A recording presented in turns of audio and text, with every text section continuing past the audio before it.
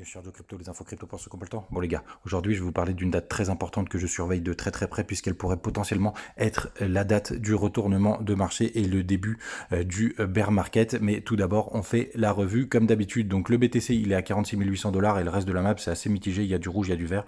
On a Missile Sol qui retrace de 8,5%. Est-ce que c'est le début d'un retracement plus profond? L'avenir nous le dira.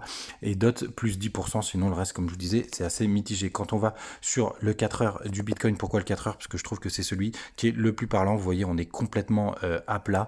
Donc, vous connaissez les objectifs à la hausse et à la baisse. J'en reparle pas. Donc, sinon, tout d'abord, pourquoi je suis aussi zen par rapport à ce qu'on a vécu sur le gros dump qu'on a eu il y a 2 jours? Ben, c'est très simple. La variation du marché crypto, j'ai assez l'habitude et vous doutez bien qu'avec tout ce que j'ai dans mon portefeuille, une variation comme ça entre 20 et 25%, ça fait très mal.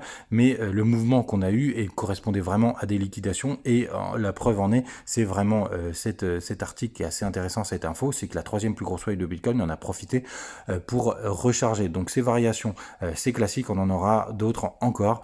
Ça fait mal au portefeuille, mais il faut se tenir prêt, ce n'est que de la psychologie. Donc sinon, la date importante dont je voulais vous parler, c'est le 14 novembre, comme le titre Cryptos, mais pas du tout dans le sens de cet article avec des records absolus, mais pour moi, ce serait potentiellement la date d'un retournement, puisque ce serait la validation ou pas, on va le voir, hein, de la création d'un ETF sur le Bitcoin. Et pourquoi cette date est pour moi très importante au 14 novembre, puisqu'elle serait assez cohérente sur les cycles et tout le monde s'attend à une fin de route bull run en début d'été de l'année prochaine, ou en tout cas au printemps.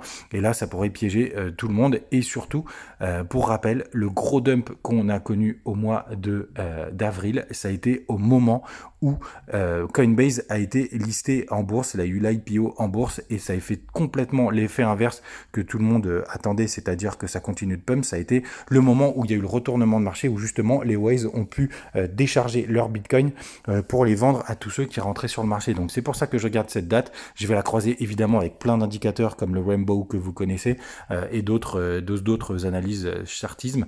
Mais en tout cas, sachez que je surveille de très très près. Donc un ETF, c'est quoi? En gros, c'est des fonds de placement qui répliquent les performances d'un indice. Donc voilà, vous savez tout. Je regarderai ça avec vous attentivement. N'hésitez pas à vous abonner. Évidemment, je vous tiens au courant de toutes ces informations. Faites attention à vous. À demain.